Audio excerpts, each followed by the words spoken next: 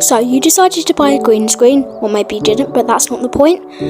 So now you want to know how to use it. So here's what you'll need. You need a green screen, a thing or a person, and something to record with.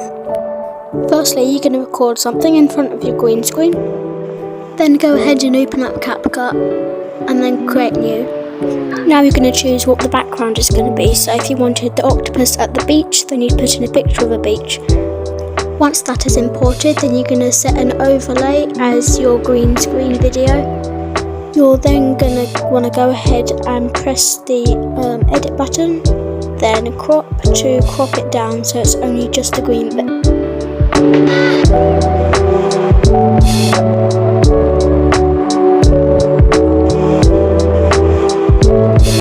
Now that's done, I'm just going to extend the background out so it lasts all the way throughout the video, like so. And once that's done, I'm going to head and click on the green screen video, like this, and choose remove background and then chroma key. You're then going to select the green colour like this with this circle thing, and then you're going to change the opacity. I'm going to do it all the way, depending how good your lighting is. So as you can see, all the green has been removed, so that's basically what the green screen's for. They used to do it the blue, but everyone started wearing blue clothes, so it didn't work very well.